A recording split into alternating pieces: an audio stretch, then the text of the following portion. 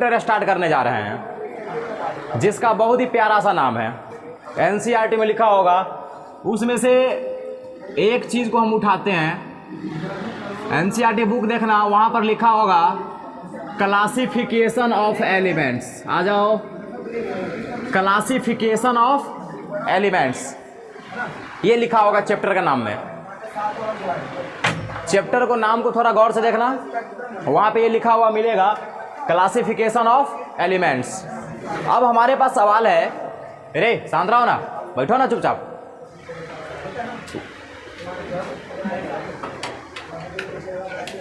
जिसको गर्मी लग रही है कृपया बर्दाश्त करें, कुछ नहीं हो सकता है। नाक नहीं आती है, सारा बंद है ना। लड़कों के साथ अन्याय नहीं। हमारे लड़के पंखे के नीचे रहेंगे, हाँ? इससे अच्छी कोई बात है, लड़के सेफ है, इससे अच्छा कोई बात होगा? जलो मत।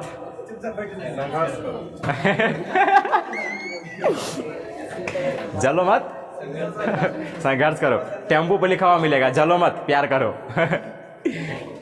ठीक है, चलने दो, उसमें कोई दिक्कत नहीं है, ज़्यादा गर्मी नहीं है इसीलिए बंद कर दिए हैं। देखो सीधा सा काम का बात, देखो इधर बहुत हुआ हंसी मजाक। हमारे चैप्टर का नाम है classification of elements and periodicity. ठीक है, इसको हम लोग शॉर्टकट में बोल देते हैं पेरियोडिक टेबल, कि भाई हम लोग पेरियोडिक टेबल पढ़ने जा रहे हैं। तो सबसे पहले ये समझो कि क्लासिफिकेशन का मतलब क्या है। तो इतना मतलब सबको मालूम होगा सर, क्लासिफिकेशन मतलब बांटना। क्लासिफिकेशन मतलब बंटवारा करना, हिंदी में इसको बोलते हैं वर्गीकरण। क्लासिफिकेशन मतलब वर्गीकरण, ऑफ मतलब एलिमेंट्स, मतलब एलिमेंट्स का क्लासिफिकेशन। किसका क्लासिफिकेशन? एलिमेंट्स का वर्गीकरण। हम एलिमेंट्स को अलग अलग ग्रुप में बांटने जा रहे हैं। तो सबसे पहले ये समझो ना कि एलिमेंट को हम बांटने क्यों जा रहे हैं। हम एलिमेंट को बांटेंगे क्यों, एलिमेंट को कैसे कैसे बांटना है, ये बात की बात है। सबसे पहले हमारे पास सवाल यही है कि हम एलिमेंट्स को बांट क्यों रहे हैं। हमारे पास कोई काम धंधा नहीं है जो हम एलिमेंट को बांटने पर चल रहे हैं।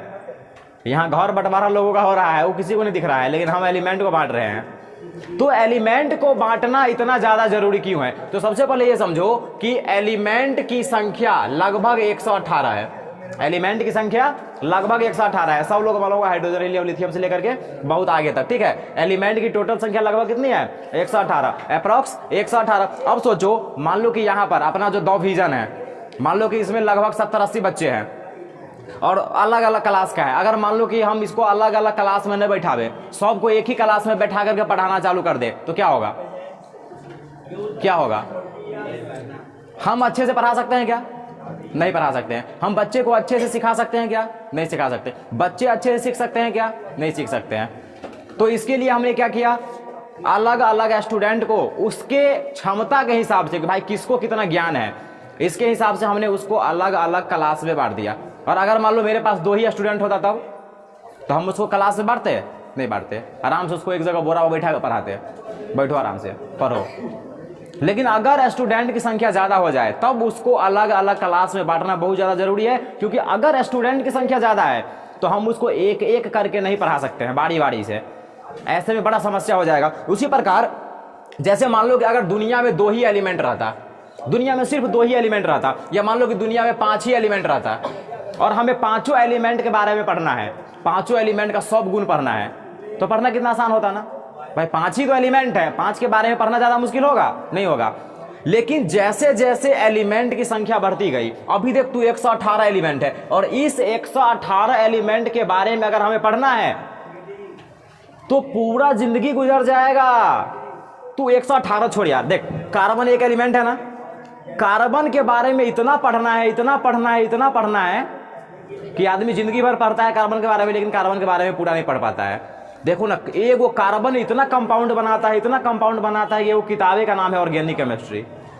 सिर्फ हम 11वीं 12वीं का बात कर रहे हैं तब। तो सोचो कि एक एलिमेंट के बारे में पढ़ने के लिए हमें स्पेशलिस्ट बनना पड़ता है, और उसी तरीके से अगर हम 118 एलिमेंट के बारे में पढ़ना चालू करें तो संभव है?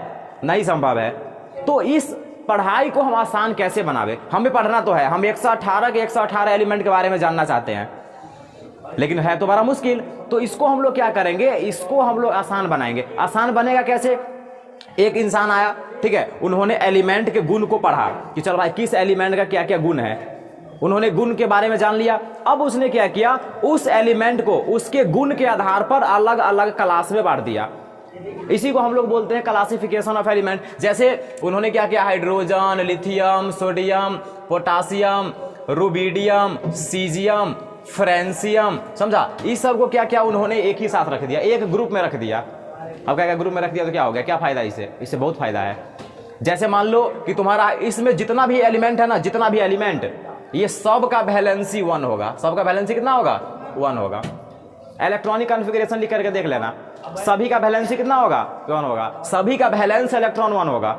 अभी जैसे मान लो कि मैं तुमको पूछूंगा फ्रेंसियम का बताओ, फ्रेंसियम का वैलेंस इलेक्ट्रॉन, तो तुम जाओगे इलेक्ट्रॉनिक कॉन्फ़िगरेशन लिखने, होगा लिखने, हमको अपने नहीं आता है, होगा तुमको इतना इसका इलेक्ट्रॉनिक कॉन्फ़िगरेशन लिखने। जैसे मान लो कि तुम्हारा फ्लोरीन है, फ्लोरीन, क्लोरीन, ब्रोमीन, आयोडीन। अब आयोडीन का एटॉमिक नंबर 80-85 है, आयोडीन का एटॉमिक नंबर। हम तुमको कहेंगे बता इसका वैलेंस इलेक्ट्रॉन बताओ आयोडीन का, तो तुम जाओगे इसका इलेक्ट्रॉनिक कॉन्फ़िगरेशन लिखने, हालत खराब हो जाएगा, बड़ा मुश्किल है। मतलब अगर हम एक एक एलिमेंट के बारे में पढ़ना चालू करेंगे तो वो थोड़ा सा मुश्किल हो जाएगा। तो इसके लिए इन्होंने क्या किया कि एलिमेंट को क्लासिफाई करना चालू किया, एलिमेंट का बंटवारा करना चालू किया, और एलिमेंट का इस कदर बंटवारा किया कि सभी एलिमेंट का सेम गुण हो जाए, मतलब सेम गुण वाले एलिमेंट को एक साथ रख दिया। जैसे यहां पर जितना भी एलिमेंट को रखा, सभी का वैलेंस इलेक्ट्रॉन 1 है, सभी का वैलेंस इलेक्ट्रॉन 1 है। तो अगर मान लो कि हमको पता है कि भाई हाइड्रोजन का वैलेंस इलेक्ट्रॉन 1 है, हमसे कोई पूछेगा बता पोटासियम का बता, तो हम सीधा आंख बंद करके कह देंगे 1 है, क्योंकि ये सेम ग्रुप में है। कोई कहेगा फ्रेंसियम का बता, सीधा कह देंगे इसका वैलेंस इलेक्ट्रॉन कितना है, 1 है। तो एलिमेंट का इस तरीके से बंटवारा ताकि सेम गुण वाला एलिमेंट एक ही स्थान पर रखा जाए, इसको हम लोग बोलते हैं क्लासिफिकेशन ऑफ एलिमेंट, या इसी को बोलते हैं हम लोग periodicity, periodic classification of element, periodic classification. एक और इसमें वर्ड जोड़ दो, periodic classification, periodic classification of element. क्या मतलब हुआ इसका, एलिमेंट का इस तरीके से बंटवारा करना है कि समान गुण वाले एलिमेंट एक ही स्थान पर आवे। जैसे ये सब एक ही जगह है, समान गुण वाला एलिमेंट सब एक ही जगह है। तो एलिमेंट को हम लोग क्यों क्लासिफाई कर रहे हैं, सो समझ में आया? तुम लोग समझ रही है जी, लड़की साहब, लड़का लोग, समझ में आया एलिमेंट को क्यों क्लासिफाई कर? पढ़ाई को आसान बनाने के लिए, सिंपल। हम एलिमेंट को इसीलिए क्लासिफाई कर रहे हैं ताकि सभी एलिमेंट के बारे में जो हम पढ़ना चाह रहे हैं वो पढ़ने की प्रक्रिया आसान हो सके। इसीलिए हम एलिमेंट को बांट रहे हैं अलग अलग ग्रुप में। और फिर पीरियोडिक क्लासिफिकेशन का क्या मतलब हुआ, एलिमेंट का पीरियोडिक क्लासिफिकेशन का क्या मतलब हुआ, एलिमेंट का इस तरीके से क्लासिफिकेशन ताकि सेम गुण वाले एलिमेंट एक ही ग्रुप में आ सके। इतना बात समझ में आया? अब देखो क्यों करते हैं, समझ में आ गया, कैसे करेंगे, अब इस बात पर आते हैं। तो बहुत सारा साइंटिस्ट आया एलिमेंट को क्लासिफाई करने, बहुत लोग धीरे धीरे धीरे धीरे धीरे आगे बढ़ता गया, और अभी हमारे पास जो पीरियोडिक टेबल है उसको हम लोग बोलते हैं मॉडर्न पीरियोडिक टेबल। तो हम लोग स्टार्टिंग से पढ़ते हैं कि किसने सबसे पहले ऐसा काम किया, इतना बड़ा काम किसने किया एलिमेंट को क्लासिफाई करने का। तो एक साइंटिस्ट था, तुम लोगों ने पढ़ा होगा क्लास 10th में, एक साइंटिस्ट था डोवेरेनर। क्या नाम था? डोवेरेनर साइंटिस्ट का नाम है। इन्होंने क्या किया, 3-3 एलिमेंट का ग्रुप बनाया। क्या किया? 3-3 एलिमेंट का ग्रुप बनाया, और उन्होंने कहा कि अगर बीच वाले एलिमेंट का एटॉमिक मास दोनों साइड वाले एलिमेंट के एटॉमिक मास के एवरेज के बराबर आ जाए, इसका यह मतलब हुआ कि तीनों का प्रॉपर्टी सेम होगा। नहीं समझ में आया होगा? नहीं समझ में आया होगा तुम लोगों को? सुनो देख, उन्होंने कहा कि देख, जैसे मान लो कि लिथियम है, सोडियम है और पोटासियम है, ठीक, ये तीनों सेम गुण वाला है। ये तीनों क्या है? सेम गुण वाला।